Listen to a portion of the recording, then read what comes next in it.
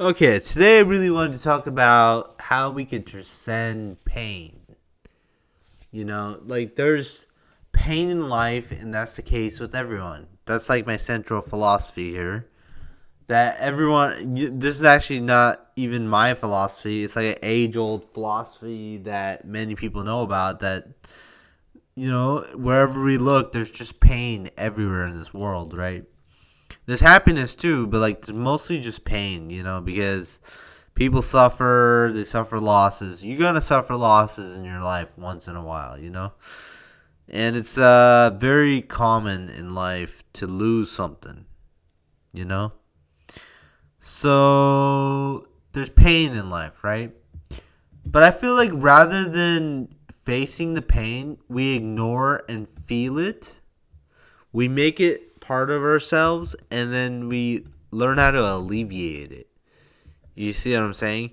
You feel the pain, you know it's there, but you work to alleviate it. You ignore the pain, you ignore it too, and you can ignore it if that works. Sometimes we could just brush off pain, but mostly you would have to go through the 5 stages of grief just to come to acceptance.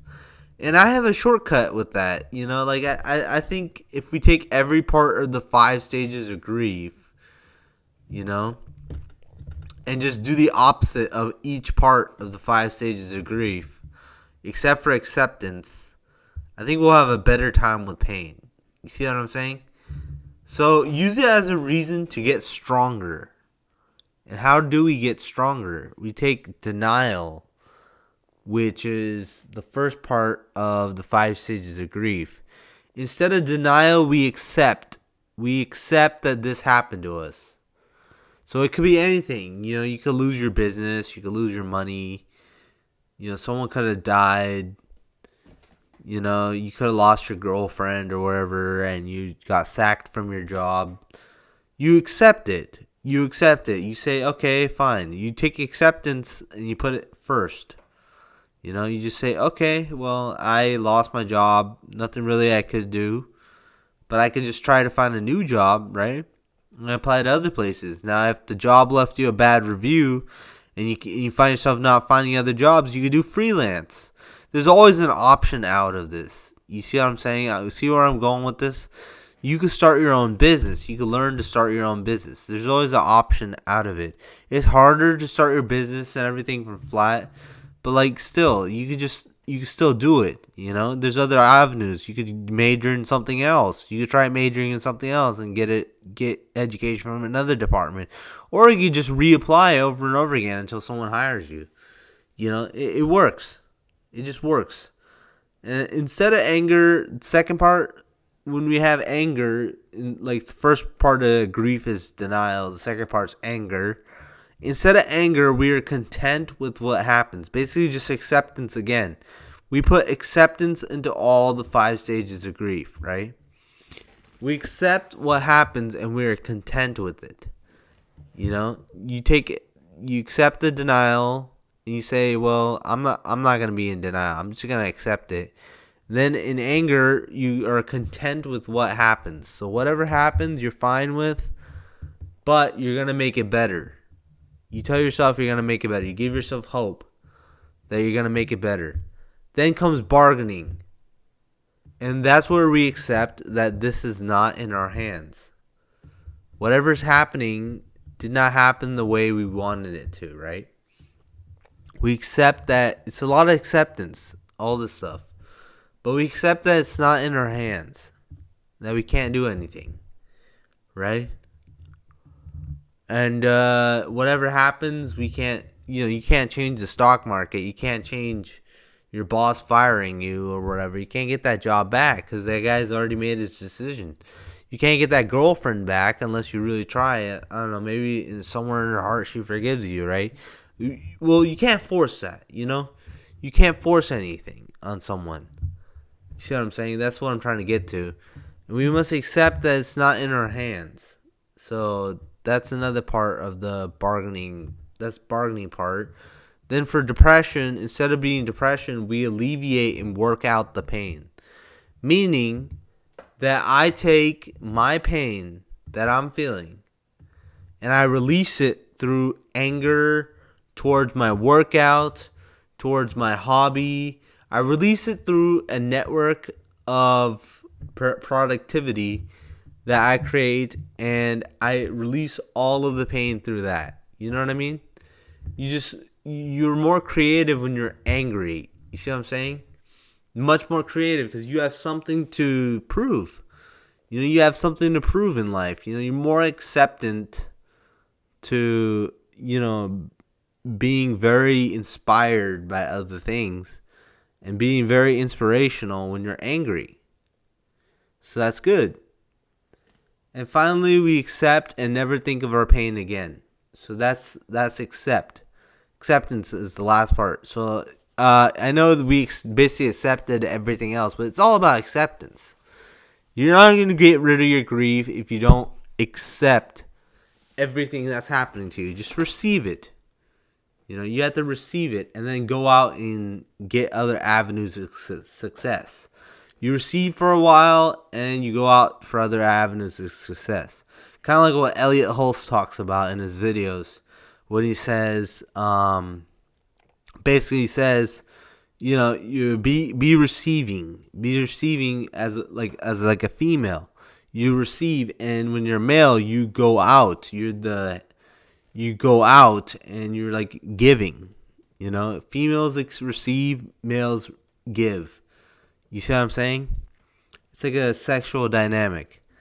And I'm not saying all females should be depressed all the time and all that. I'm just saying it's like a sort of like a kind of like a spiritual thing, And basically you receive the pain, right? You received it from whatever you got it from, and you don't hold on to it. You don't nurture it. You give it reasons to leave. You take care of it. You accept so instead of denial, we accept, right? Instead of anger, we are content with what happens. Instead of bargaining, we accept that it's not in our hands. Being depressed, we alleviate through workout and working out the pain, right? And then finally we accept it, and then it leaves us. So that's really what I'm talking about here, And basically, that's how we get rid of pain.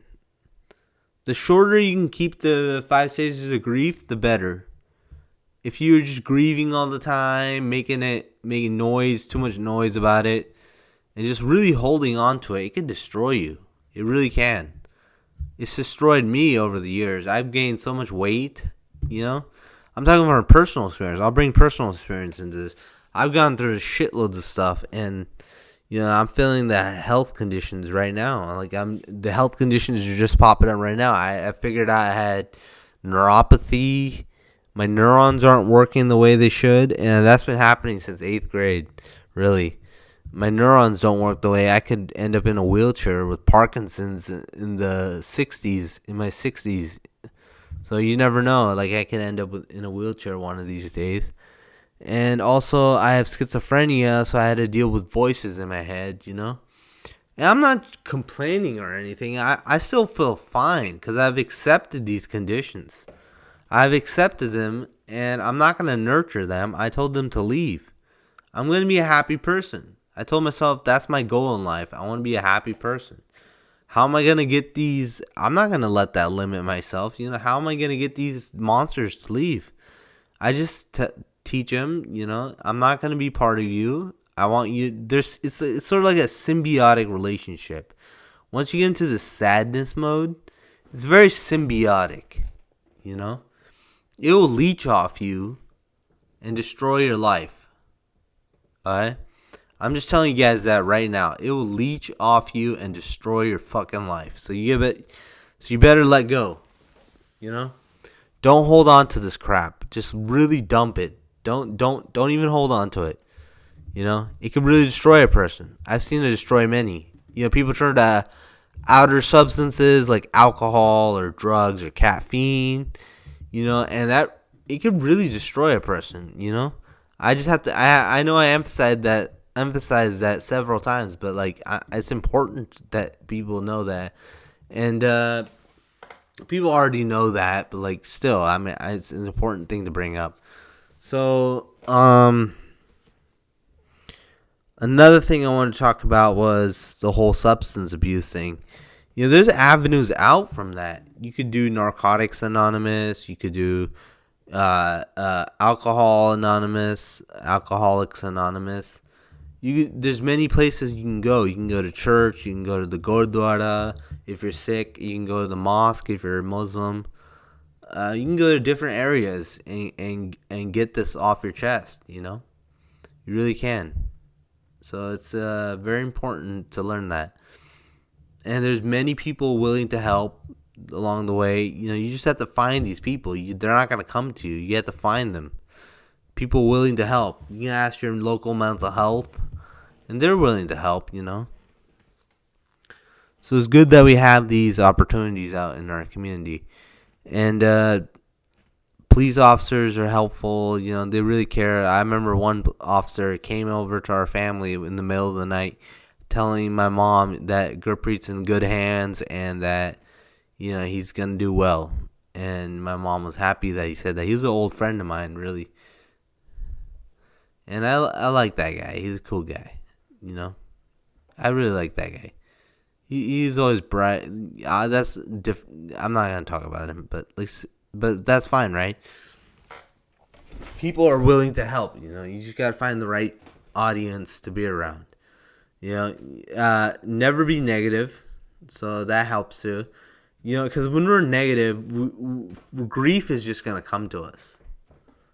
Sometimes you can be negative when it gets too out of hand, but we need some negativity too in our life too. Sometimes, I feel like we do because we need to balance our life. But like, if you're mostly negative and you have a cup half empty sort of approach to life, you're going to find grief comes to you very often because you're not happy yourself and you make other people feel uncomfortable about themselves, and that leads to them hurting you in some way or form, and that's bad too, but that's a topic for another video.